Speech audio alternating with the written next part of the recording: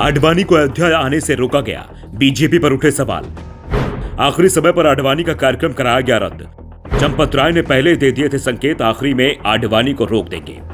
लाल कृष्ण आडवाणी को अयोध्या जाने से रोक दिया था। वैसे कहा जा रहा था कि आडवाणी खुद अपनी मर्जी से अयोध्या नहीं आए हैं, लेकिन यह बात पहले ही साफ हो गई थी कि आडवाणी को 22 जनवरी को अयोध्या नहीं आने दिया जाएगा, और जो आशंका थी वो सच साबित हुई। दरअसल मंदिर ट्रस्ट के महासचिव चंपत राय ने एक मीडिया चैनल से बातचीत में संकेत दे दिया था कि न्योता भेजा गया है, लेकिन शायद आडवाणी नहीं आएंगे, और इसे लेकर उन्होंने कल्याण सिंह से जुड़ा एक किस्सा भी सुनाया था। उन्होंने कहा था कि अयोध्या में बड़ा कार्यक्रम हो रहा था और कल्याण सिंह आने की तैयारी कर रहे थे। हम लोग चाहते थे कि वो नहीं आए, लेकिन वो आने के लिए अड़ गए थे। उनके बेटे राजवीर ने फोन किया कि बाबूजी मान नहीं रहे हैं, वो अयोध्या जाने की बात पर अड़े हैं। तो हमने भी राजवीर से कहा कि कल्याण सिंह से कहो कि हम लोग अयोध्या चलेंगे। कल्याण सिंह को आखिरी समय तक ये भरोसा दिया जाता रहा कि हम लोग अयोध्या जाएंगे, लेकिन जब आखिरी समय आया तो कहा कि इस समय आपका आना सही नहीं होगा, और कल्याण सिंह ने इसे स्वीकार कर लिया। चंपत राय ने तब भी यही कहा था कि आडवाणी भी शायद नहीं आएंगे, यानी आडवाणी को पहले से ही रोकने की प्लानिंग कर ली गई थी। अब जब पीएम मोदी ने राम मंदिर का उद्घाटन किया तो आडवाणी अयोध्या में नहीं दिखाई दिए, और अब इसको लेकर सफाई भी आ गई है।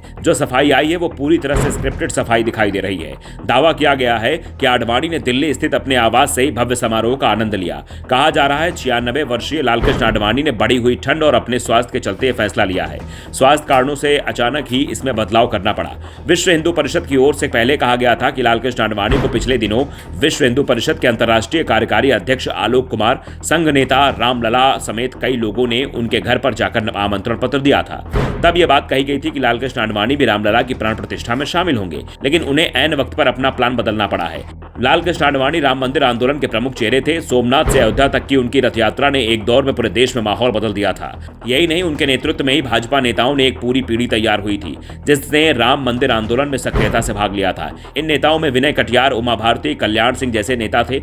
लालकृष्ण आडवाणी के राजनीतिक सफर में राम रथ यात्रा मील का पत्थर साबित हुई थी।